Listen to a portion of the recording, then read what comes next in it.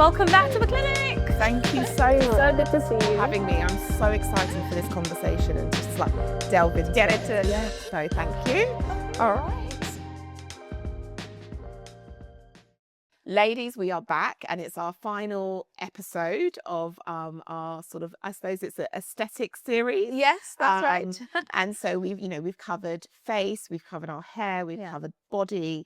And the other area that we felt, Dr. Ejikeme and I felt was really important to cover, and this might not be for everyone, of course, but it's for the women in our community who are mothers, who have been pregnant, who've had babies, who perhaps are pregnant at the moment, or, you've just had a baby, maybe you're still in the postpartum period, or maybe your babies are grown or, are 5, 7, 15. But it's for the ladies who perhaps want to know more about treatments that are possible, that exist, and that, what can we do once we've grown these, amazing babies with the miracle that, pregnancy and birth. And so we've covered face, we've covered our hair, we've covered body. And the other area that we felt, Dr. Ejikeme and I felt was really important to cover, and this might not be for everyone, of course, but it's for the women in our community who are mothers, who have been pregnant, who've had babies, who perhaps are pregnant at the moment, or, you've just had a baby, maybe you're still in the postpartum period, or maybe your babies are grown or, are 5, 7, 15. But it's for the ladies who perhaps want to know more about treatments that are possible, that exist. But it does leave its mark. And so I think that there are so many sort of treatments and options out there that I didn't know about, that perhaps you don't know about. So many options that I didn't, that perhaps we just don't know about. And so we've got you here and you're sharing your expertise, and thank you for that. So what can us mums, what can we have? What can we do? What can we have? I think the first thing that I would say, and you've already said this, is that being a mum, you've been a mum, I'm a mum, that there's so many pressures. There's so many pressures. There's so much like be perfect at this and do that. I think the first thing that's so important to say is that anything that happens during pregnancy, you can probably pick it up at the end. Just focus on building this human that you're doing, that's the hard work. That's the hard work. And then I would say in that, once the baby comes, again, it is like you are in the trenches. At least I was in the trenches. Let me talk for myself. And it's hard. It's hard. And there's so much that you need to figure out, that you do not need to be worrying about your there is no snapback. There's there's not. Like that, take the snapback, put it in the bin. Like it's just awful. And a lot of women feel a lot of pressure. That, oh gosh, if I don't start now, it's not going to, I've got to start now. You actually don't. You don't need to start now. You start when you are sleeping, you are rested, you are in a routine, and you've been to coffee by yourself. You've had a walk by yourself. You do it when it makes sense for you. For context, my children they're not babies, so, and we only have just started having conversations. Would I have been in a position to be thinking or having these conversations at 6 months, 12 months, 18 months, 2 years? For me personally, no. So that's just to give a bit of context. Obviously, when you feel ready or may feel ready, it's up to you, but there is no rush. And it's important to know that if you don't start early, some people think if I don't start now, it's going to get worse. It really doesn't. You can just get through it, enjoy your baby. And when you're ready and you want to start looking inwards and investing in yourself, and that's different for everybody, then that's the time to do it. So one of the questions that I always get is kind of, what can you use in pregnancy? Like what is safe to use in terms of skincare in pregnancy? And the majority of things are actually safe to use in pregnancy. Your cleanser, your moisturizer, most serums, your sunscreen, you can keep going with all of those. The things that you need to stop are your retinoids. And also anything higher than a salicylic acid at 2%. So if you've got spot-prone skin and you've been using, over-the-counter stuff for your spots, you just have to take a closer look to make sure that you stop your retinoids and your above 2% salicylic acid. Just pause that for now. And we're just going to caveat all of what we're about to say is that, you know, I'm not a doctor. The Beauty Beat platform is not giving medical advice. Dr. Ejikeme is a doctor. Yeah, hence but I'm not your doctor. But she's not your doctor. So, you know, we're sharing general information that we hope will be helpful, but you must always, particularly in pregnancy, and when you're breastfeeding, you must always consult your own GP, your own doctor, midwife, and so forth. So that's just general. Yeah. But if in pregnancy you are getting lots of acne, and lots of people also think there's nothing that I can do about it, there's nothing. So I won't discuss medical treatments and medical products, but if you are having aggressive acne in pregnancy, you can talk to your doctor that you are having this, and they'll give you a separate conversation about what you can do to help. So there are options. You know, we're not going to delve into those because again, it would be very individual. But what we are saying is that there are absolutely conversations to be had if you have got acne in pregnancy. Absolutely. Okay. Now, the other thing that can happen during pregnancy is pigmentation. And again, this is normal. You know, we get the linear alba, the line of the tummy happens, and that can stay for months, even up to a couple of years afterwards. And changes in our pigment in the skin. Again, just relax into it. It does happen. It happens to lots of people. And whilst you're pregnant, just try not to focus on it. For most people, it will just go away afterwards. Okay. Now, some people can also get a type of melasma, which is pigmentation over the cheeks, the nose, above the upper lip, only in pregnancy. When it's only in pregnancy, it's called chloasma. Again, all you should be really doing at that point is just wear your sunscreen, wear vitamin C, try and wear a hat if it bothers you to reduce the amount of sun exposure that you've got. And then after pregnancy, in many women, it goes away by itself. Okay. In some, it doesn't. And in those people, if it stays, then there are treatments that you can have after pregnancy. And just going back, so in our episode around the face, when we were talking about melasma, you had shared the information that a hack was to use your SPF with like a foundation or a tinted SPF. Yeah. Is that something that we could do in pregnancy? Absolutely. Yeah. Okay. Wear your sunscreen and wear your makeup. Okay. Choose to. And that can really help. So just think about protecting your skin as much as you can if that concerns you. And again, try not to worry about it, because for a lot of people it just goes away by itself. Yeah. And you've worried about it and it was going to go anyway. Yes. So, and if it doesn't, there are things you can do afterwards. Yeah. In terms of treatments, there really are no treatments that you can do in pregnancy.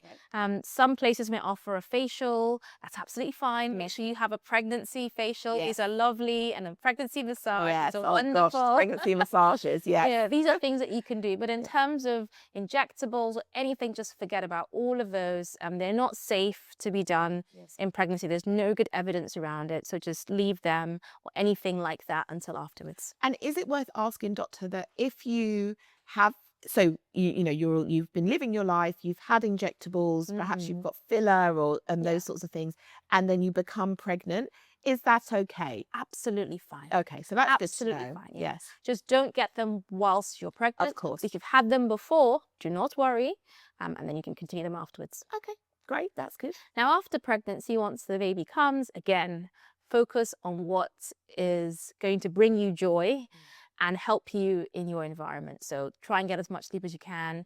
Use an eye patch. I love eye patches. I can't bear them. You can't bear them? Yes, I'm not used to them. I love them. Yes. Just a little bit of like darkness is great. Yes. And just do things that bring you joy. In terms of your skincare, if you do want to bring your salicylic acids, that's all fine. Most things can then be restarted at that point. Some people choose to continue to keep off their retinoids, which makes sense if your baby's touching your face a lot. But from a medical standpoint, you don't have to stop it. It's not found in breast milk. That was going to be my question. So if we've obviously and absolutely stopped retinoid use during pregnancy, are we then, when we're breastfeeding, are we able to use retinoids? You can choose to, but a lot of people don't, just because, again, it's on your face and your baby's on your face. That's too much of it. And even at night, the baby. It's just everything. I can understand. So, that's a personal choice to decide. But in terms of your skincare, that, you're still using your sunscreen, you're still going to be using your cleansers, your moisturizers whenever you can. Okay. And if you go through nights where you don't, again, don't worry about it. There's nothing that you can do. There's no damage you can do from like not using your product a couple of nights during that period. Don't stress about it. Just like do the best that you can. If you like, the many days. That was the last Literally. thing, Literally. 2 hours sleep. Yeah. Like I've got there now. Oh my gosh, I missed my serum. Yeah, so don't worry about it. And some people worry about it. They're like, oh, if I don't do this, then I'm gonna be set back. You really are not. Okay. Just when you're ready. And for others, it's that little bit of time. It's your ritual. It's like my me time. I close the door. And even if it's like slap, slap, slap, slap, slap, it's my time that I'm investing in. And if that's you, amazing. Yeah. Okay. So now after you've got your skincare, you're in the routine now, maybe a year, however much has passed, then the next thing that a lot of women think about is their pelvic floor. And getting back pelvic health, whether that's through Pilates, working with a physio, doing it at home, is to start to recondition your pelvic floor. Yes. Now, in terms of treatments that you can have in clinic, the M-Sculpt is a device that you can use. For a vaginal delivery, we'd wait more than 6 weeks. For a C-section, you have to wait 3 months.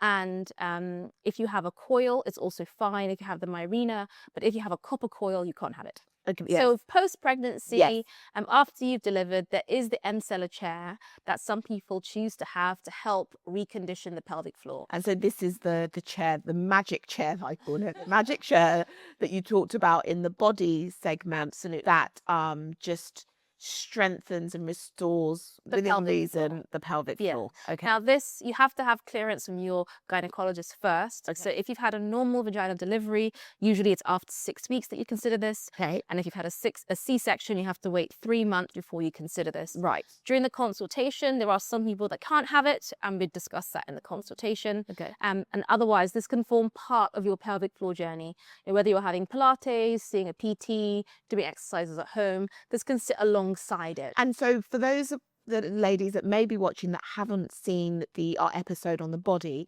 what is the M-Cellar chair? What does it do? How does it work? So the M-Cellar chair uses what's called high fem technology, which essentially is very strong muscle contractions. And it contracts that muscle right from where you pee to where you poo. The bit in between is called your perineum. Okay. And the way that we normally exercise that muscle is with our Kegels. Okay, yes. And so doing your Kegels, Kegels. they're lovely Kegels. They're 200 a day for the rest of your life. Yes, we've been there. But, obviously that is what you should be doing. Yes. So this sits alongside it. So this is like your Kegels supercharged. So you sit on the chair fully clothed, and it uses technology to literally cause contraction of the muscles.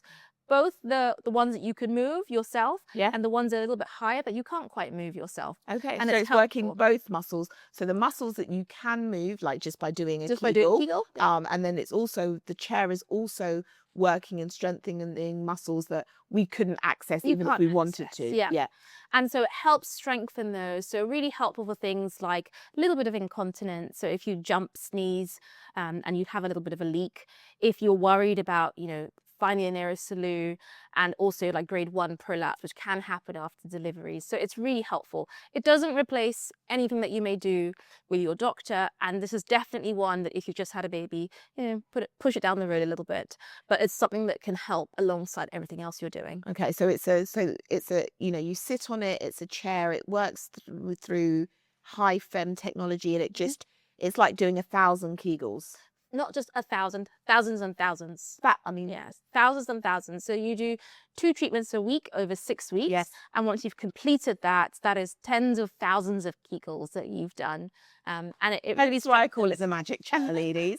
And this episode is for ladies who have had their babies and are mums, and so I'm going to get into like some of the detail. Yeah. So if you have stitches or have had stitches or a forceps birth or anything like that, can you still use the M-Cellar chair? Of course, you would have seen your gynecologist, your doctor, but can you use it? So during the consultation, we go over everything that means you can and can't use it. Okay. Again, you would have had to, if you've had a forceps delivery or you have stitches, you have to have been cleared, those stitches removed. Yes. Or if they're absorbable stitches, time passed for those to go.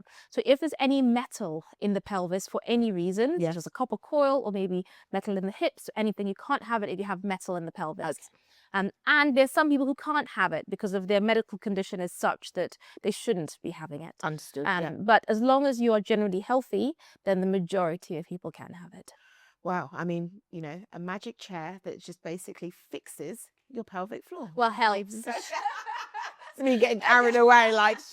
So that's incredible. So that's sort of one thing we can meet. We're thinking about, we've talked about skin care and what we can do sort of during pregnancy, immediately afterwards, and until we're feeling sort of back on track. We've talked now about pelvic floor, which I think I would presume that for many of the mums listening or the ladies listening, that is like a really, vital piece of information, because I've been through 2 pregnancies, and I don't think I've had a midwife talk to me about sort of, apart from, are you doing your Kegels, which no, I'm not, or not enough to kind of, I think that's something that is not widely known. That's right. I don't think it's widely known. And the M-Seller is not the only chair that exists. It's not the only thing that exists. There are internal devices that you can use.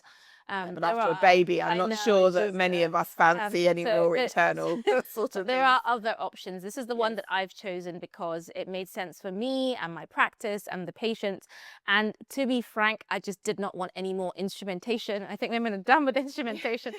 So it just 4 babies, I think you've done your part. So just something you can sit down on, fully clothed. But even that's quite phenomenal. Nice. The fact that you you sit on it fully clothed, half an hour, 45 minutes, and it's not invasive. It's not invasive. Like, I just think that is incredible. And again, we'll look at the chair so that you can have an idea of what it actually looks like. And so what else can we be doing once we're feeling ready? And that sort of might become a focus again. What else can we do? We can sort of, and I think what's really important, I just want to kind of hone in on that, is that if you've had a baby or not, but if you've had a baby and you are experiencing issues with your pelvic floor, speak to your GP, speak to your midwife. But also there are options. And I think that when we were talking and sort of just, even for the body episode, a lot of the options that are available aren't widely known. Your midwife, in my personal experience, would not have said to me, okay, after the baby, if you're experiencing any issues, sort of with your pelvic floor, if you feel like that area needs a bit more support, these are the options that you can explore, whether that be, physio, or whether that be, as you say, Pilates, or they're just sort of, when is the baby feeding, in my personal experience. So I think that it's great for us to have this conversation and to share that information. I just think sometimes the journey of mums is sometimes so personal, and there's so much going on with the baby, which is important, and home and life, and there's so much change. Kind of how my pelvic floor is feeling sometimes is a conversation only from you to you. And I think mums feel so much guilt about investing any time in themselves. And it just then is perhaps not a priority because as you say, you've got all the things. All this. But at some point you can kind of say, okay, whatever the issue is, you just say, okay, do you know what?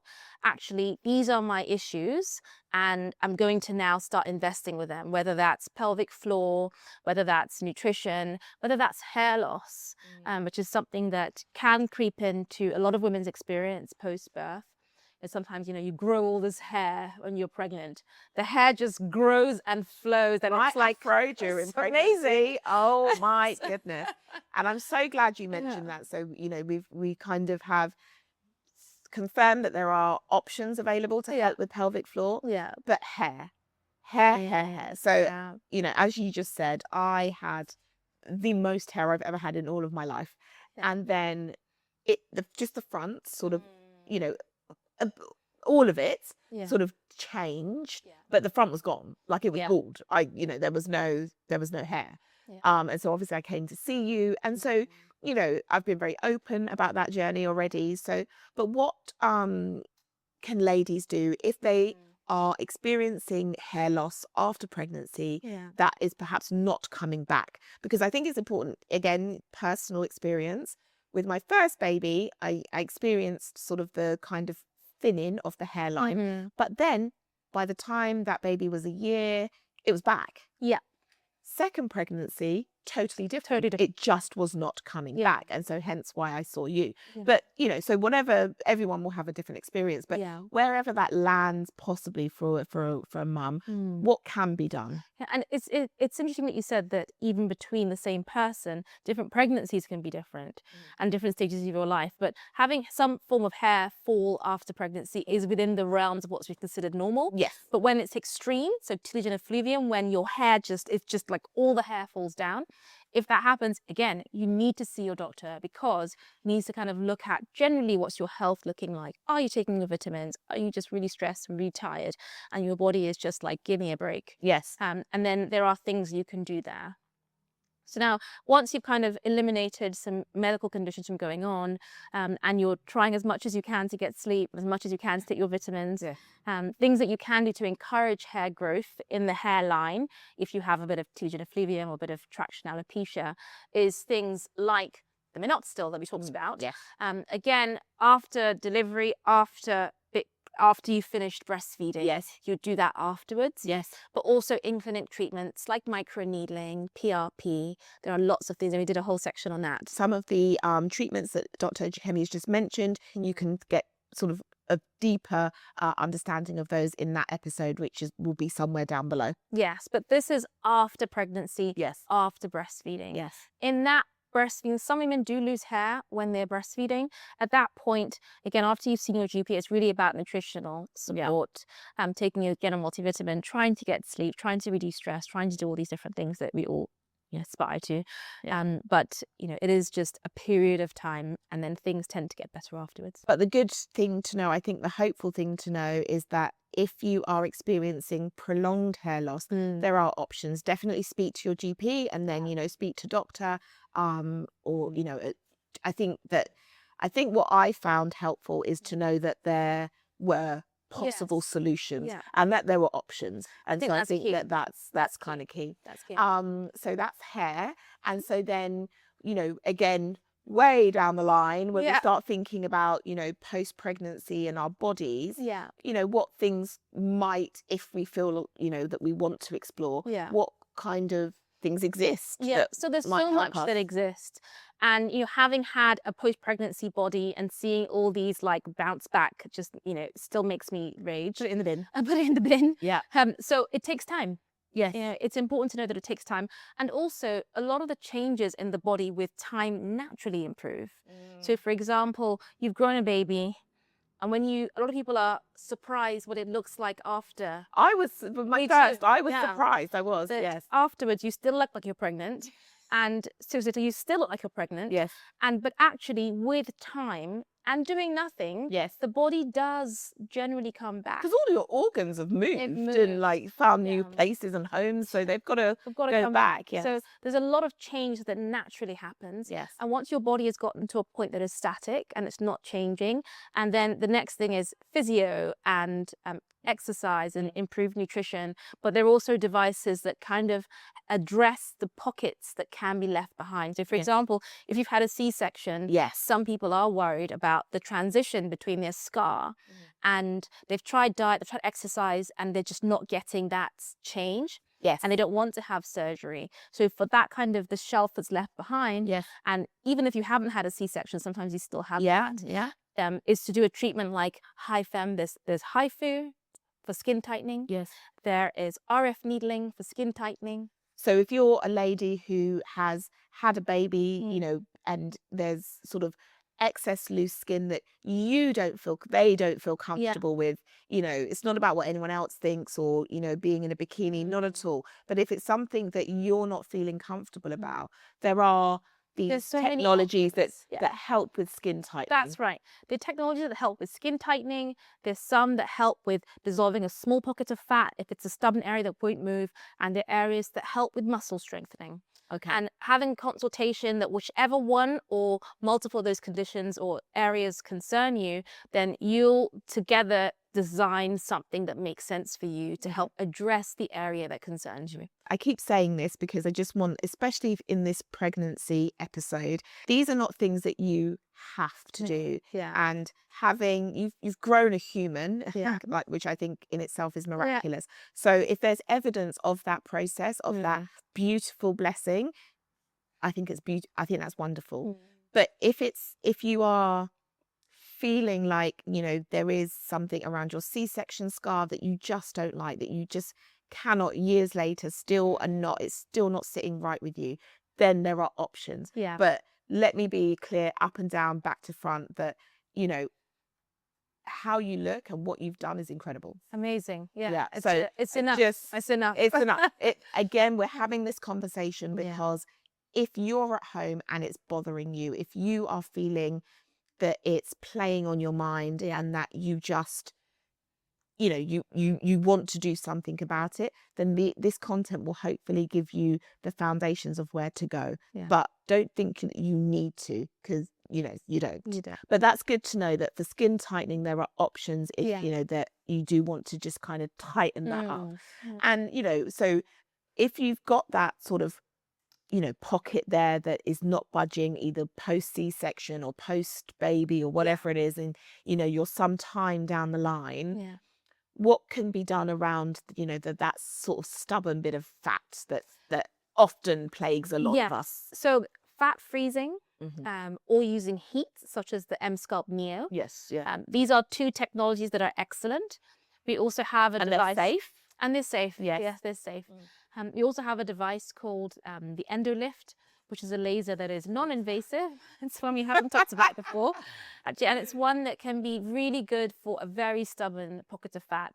It uses heat to directly reduce that. It works in a similar way to lipo, but it's non-invasive. Okay. And it goes in and it addresses just this little bit left behind. It can address that and target skin. That's a little bit more invasive, but that's something that if you're like, just there's this bit left, I've done everything and I really want to solve that, that's also available. And we have one of those here. Do you know what, honestly, Dr. Ejikeme, thank you so much for this conversation, because I just think that there is so much that exists. I've never heard of what's it called? The EndoLift. The EndoLift. I've never heard of it before. And I'm not even saying that I would do that or want that or need that, but I would like to know the options that are available. And I'd like to know what can be done that isn't lipo, or which I would be too scared to do. To just know. And I think that it's important. So thank you for like sharing some of these you know, technologies that can help ladies that want it. Yeah, I think sometimes there's this thought that the celebrities or some people have this like magic thing that nobody else knows about.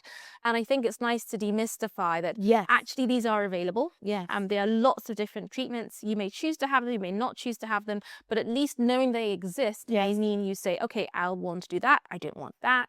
I may consider that. I'll do that in a few years. I want that. And at least you know what the landscape looks like. So it means you're more informed to make the decision that makes sense for you. Absolutely, because I think what we're saying, like, you know, in this conversation alone, we're discovering that there are technologies and devices to help with our pelvic floor. Yeah. Things that we can do for skin tightening, things that we can do for, you know, very stubborn pockets of fat that might be bothering us, you know, to kind of help with that. You know, things that you can do around stretch marks potentially to kind of, if again they're bothering you. And on that note, what would that look like for stretch marks? I know we discussed it in body, but I'll talk about stretch marks and scars together. Yes. Because everybody's delivery journey is different. Some scars are like, okay, this is a wonderful scar for me, and some scars represent trauma, or even the process to get pregnant has left scars that maybe people don't want. So people have a very different relationship with scars, and people love them, and some people want to get rid of them because it reminds them. And I think whatever is whichever lane you're in is absolutely fine. So we treat scars and stretch marks in quite a similar way. Okay. We have a number of different lasers. We have lasers that help with brown scars. We have lasers that help with red scars. And we have lasers that help with textured scars. So the one thing that we don't treat in the clinic, but it's important that you know exists, is treatment of keloid scars. So keloid scars is a scar that grows beyond the boundary of the original injury. Okay. So very important to distinguish that, because everyone's allowed to have a complex scar, you know, depending how it healed. But if you have a scar that is growing, then there are specialist clinics in the UK, and I think we'll link one that does this, because this is so important for people to know. Yeah, especially for our community, where it's quite prevalent. There's a clinic that I refer all my patients to, and they are specialists at treating keloid scars. So to be clear, I haven't had a C-section. So what Yeah. you're saying is that for some ladies, they may have a C-section scar Yeah. that That grows. is keloiding and And it grows. Yeah. Right. And so for that, there is something that can be done at a different clinic. Absolutely. Okay. Yeah. Okay. So, and again, some women may have been happy with the way the scar was, but now it's growing and it's itchy and it's irritating and it's rubbing against the belt. And it's like, okay, what do I do about this? There are things you can do. It's not a treatment that we do. We treat small keloids, but when they're larger keloids, there's a clinic that we refer all our patients to. And I think he's great. We'll link that down sort of in the caption so that and again, you can always come in for a consultation if you're not sure if your C-section scar is a keloid or just if it's growing or whatever. Have a consultation and find out. And then, if Dr. Ejikeme isn't able to treat you, then she'll be able to refer you to somewhere that's safe and effective. Yes. Okay, so for ladies that have non-keloid C-section scars that are bothering them, that might represent trauma, or that they just perhaps want to explore, reducing or improving, what can they do? So we do lots of treatments for this type of scar. Sometimes we will inject some medicine to make it flatter, even if it's not a keloid. And we also do a CO2 laser, which is a very specific laser that's excellent for deep scars. And this can be used for all types of scars. But we use it to make the scar flatter, less visible. And then we have a separate laser that we use if it's a very dark brown scar, to make it more closer to your natural skin tone. Amazing. I mean, again, it's not something that I, have, but it's just incredible to know that these options are there. Exist, yeah. And I've got girlfriends and family members who I can sort of say, if it's bothering them, just didn't know. So hopefully this is helpful. And stretch marks. So we've talked about perhaps the scar specifically, but stretch marks. Yes. So stretch marks we treat using topical skincare first. So we get that skin moving, and we use a combination blend of products to help to stimulate the skin. And then we use a series of lasers. Again, depending on the type of scar of stretch marks will determine. So some stretch marks are raised. Okay. Some stretch marks are skin colored. Yes. Some stretch marks go down. Yes. Some stretch marks are brown. And even instead of colours, some stretch marks are red or blended. So even on purple, on black and brown skin, they can be red or purple. Yeah, red or purple. Okay. So depending on what type of, because there are types of scars, will determine how you treat them. Okay. It's really important to know that treating stretch marks is complex. Yes. For the exact reason I've described, it's a scar. Yeah. Because of the skin has kind of, the bottom part of the skin, the dermis has kind of moved in a way. And so the treatment then needs to respect that. Yes. And so you do combination strategies to reduce the appearance of it. Again, coming back to that consultation piece and making sure that you're having open and honest dialogue with your doctor. Yeah. There's no cream that removes stretch marks. It doesn't exist. And you know what? I don't even think, again, it's such a personal feeling. And for some ladies, stretch marks are, a badge of honor, and rightly so. And for other ladies, they just don't feel as comfortable with it. Yeah. So again, whatever your lane, it's fine for totally fine. Yeah. What we are trying to do is provide information and options for those that may want to explore. Yeah. But it's good to know that, if you choose to want to kind of explore treatment for your stretch marks or your C-section scar, that there are options available. Because I didn't know that. So that's good. And to round up, and we could talk about, there's so many elements that you could talk about in terms of pregnancy and postpartum.